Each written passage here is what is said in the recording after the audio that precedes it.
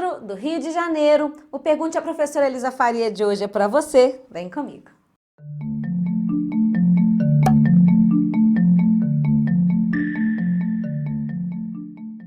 Olá, professora Elisa Faria. Na série Pergunte, eu tiro uma dúvida que você me mandou pelo WhatsApp. A dúvida do Pedro é sobre ato administrativo complexo e composto, que ele está sempre confundindo um com o outro. Pedro, você tem completa razão, é difícil mesmo esse negócio, e aí eu vou te explicar. Só que tá calor demais aqui. Ô, produção, posso prender o cabelo? Ai, então vamos aqui. Ó, vou começando a te explicar. Ato administrativo complexo e composto é uma matéria que você vai encontrar em classificação dos atos administrativos, tá certo? Pois é. E aí, quando você fala de ato complexo, a primeira coisa que você tem que entender é o que é o ato simples. Todo ato administrativo é uma manifestação de vontade da administração. Quando essa manifestação de vontade parte de um único órgão, quando é uma única vontade para a formação de um ato administrativo, nós temos o chamado ato simples. Então, por exemplo, nomear você em um concurso, basta o ato da autoridade competente e aí você está nomeado. Amém, né? Agora, digamos que a gente esteja diante de um determinado ato que precise da manifestação de mais de um órgão para a formação desse ato único. Aí a gente vai chamar esse ato de complexo. Então, não pense em composto e complexo, e sim simples e complexo, ok? Simples, uma única vontade faz surgir um único ato administrativo. Ato complexo, por exemplo, uma portaria interministerial. Dois ministérios vão se manifestar para juntos formarem uma única portaria. A gente tem a manifestação de dois ou mais órgãos para formar um ato administrativo só. Ato simples, uma vontade, faz surgir um ato administrativo.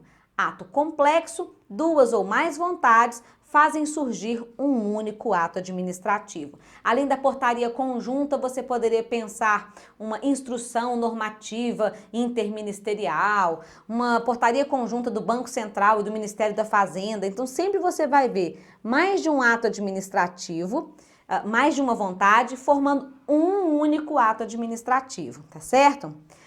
Quando a conversa é sobre ato composto, já começa que o singular não deve ser aplicado. A gente vai falar assim, atos compostos. Nós teremos não um ato administrativo, mas dois ou mais atos que assumem a posição ou papel ali de ato principal e ato acessório, tá? E aí então é que você pode falar da correlação entre eles. Por exemplo, você tem um concurso público e tem a homologação. O concurso público é um ato, a homologação é outra, e esses dois atos devem andar juntos.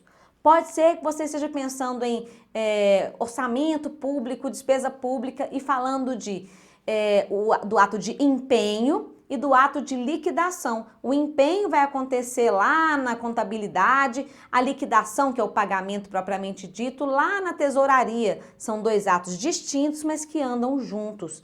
Então, você também pode falar de um parecer e o visto dado pela autoridade competente, dois atos que andam juntos. Ou ainda outras hipóteses, como qualquer ato que depende de uma aprovação. Então, o ato X e a necessidade de aprovação, também é a mesma coisa. Ou um ato X que depende depois de uma ratificação, mesma coisa. Então, olha que simples. Quando a questão de prova te apresenta dois ou mais atos, você está diante do ato composto, ou dos atos compostos.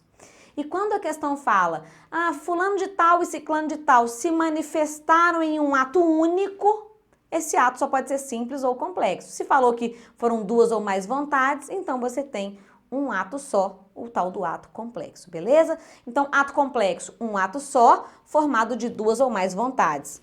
Atos compostos, dois atos que vão, ou mais até, que vão se conjugar, formando ali a cadência de atos da administração. Prof, tá, essa parte até eu já tinha entendido, mas a minha dúvida mesmo é porque eu li um lugar falando assim que o Supremo Tribunal Federal e o Ministério Público Federal falam que, o Ministério Público não, o Tribunal de Contas, falam que a aposentadoria é ato complexo, não entendi nada disso.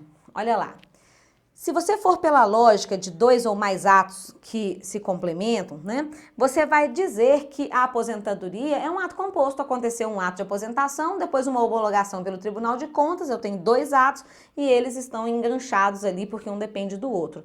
Ocorre que o Tribunal de Contas entendeu que a formação do ato de aposentadoria se dá somente com a assinatura do Tribunal de Contas, como se você tivesse um papel com a assinatura lá do prefeito, aposentou, e faltando a assinatura do tribunal para completar aquele ato. Por isso é que veio com essa ideia, então, de que o ato de aposentadoria é um ato complexo. Realmente não tem lógica nenhuma, é algo para você guardar. Então, o STF e o Tribunal de Contas da União vão dizer que o ato de aposentadoria é um ato complexo, ou seja, que ele só se forma quando vem a homologação do tribunal, embora pela lógica, pela interpretação da matéria, seria mais razoável chamá-los de compostos, tá certo?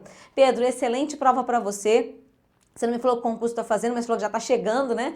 Então, que você vá muito bem e que Deus te abençoe aí na sua trajetória. Quem sabe a próxima aula dessas daqui possa ser para você que ainda não mandou a sua pergunta. Manda para cá e quem sabe eu já gravo logo a sua dúvida. Até lá!